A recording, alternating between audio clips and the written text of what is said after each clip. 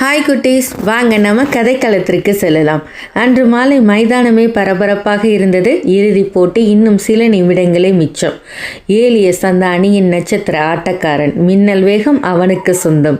ஆனால் அவனிடம் ஒரு பிடிவாதம் இருந்தது. பந்து கிடைத்தால் போதும், யாரிடமும் கொடுக்க மாட்டான். தானே கோல் போட வேண்டும் என்ற எண்ணம். எல்லோரும் தன்னைத்தானே புகழ வேண்டும் என்பது அவனது ஆசை. சக வீரர்கள் அவனுக்கு வெறும் உதவியாளர்கள் போலதான் தெரிந்தார்கள். ஸ்கோர் போர்டில் 1-1 என சமமாக இருந்தது. எதிரணி வீரர்கள் உஷாராகிவிட்டார்கள். ஏலியஸ் எங்கே போனாலும் 3 பேர் நிழல் போல அவனை துரத்தினார்கள்.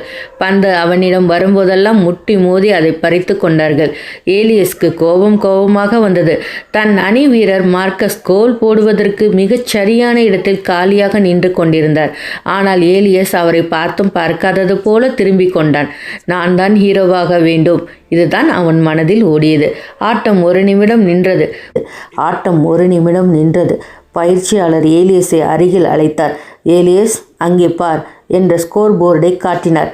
அங்கே நம் அணியின் பெயர்தான் இருக்கிறது, உன் பெயர் இல்லை. நீ எத்தனை கோல் போட்டாலும் அணி தோற்றால் அதற்கு பலன் இல்லை. இது உன்னுடைய ஆட்டம் அல்ல, நம்முடைய ஆட்டம் என்றார். கடைசி ஒரு நிமிடம் பந்து மீண்டும் ஏலியஸின் காலடியில் வந்தது. 3 பேர் அவனை சூழ்ந்தனர். ஏலியஸ் பந்தை வலைக்குள் அடிக்க முயன்றான். ஆனால் சட்டென்று பயிற்சியாளர் சொன்னது நினைவுக்கு வந்தது. சுயநலத்தை விட அணியின் வெற்றிதான் முக்கியம் என்று அவனுக்கு புரிந்தது. முதன்முறையாக ஏலியஸ் தனது புகழை விட்டு கொடுத்தான். பந்தை கோல் கம்பத்திற்கு அடிக்காமல் பக்கவாட்டில் நின்ற மார்க்கஸிடம் பாஸ் செய்தான். எதிரணி வீரர்கள் இதை எதிர்பார்க்கவே இல்லை. அவர்கள் ஏலியஸை தடுத்தபோது மார்க்கஸ் மிக அழகாக பந்தை உதைத்து கோல் போட்டார். மைதானமே ஆர்ப்பரித்தது. கோல் என்ற சத்தம் விண்ணை பிளந்தது. மார்க்கஸை எல்லோரும் கொண்டாடினார்கள்.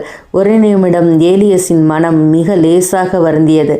ஆனால் மார்க்கஸ் ஓடி வந்து ஏலியஸை கட்டி அணைத்து கொண்டு, இந்த வெற்றிக்கு நீதான் காரணம் நண்பா என்று கத்தினான்.